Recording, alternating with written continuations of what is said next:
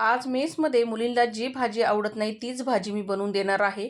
कढईमध्ये तेल गरम करून त्याच्यामध्ये जिरा, मोहरी, ठेचलेलं लसूण, कट करून घेतलेली मिरची आणि भरपूर सारा कढीपत्ता, पिकलेला टमाटर कट करून टाकलाय, बटाटा कट करून टाकलाय, भिजवलेली चण्याची डाळ टाकलेली आहे.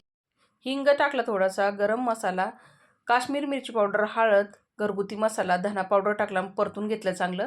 आता इथं हे कोबी मी स्वच्छ धुवून पातळ स्लाईजमध्ये कट केलेला आहे. तो याच्यामध्ये टाकून मस्त असं मिक्स करून घेतलं.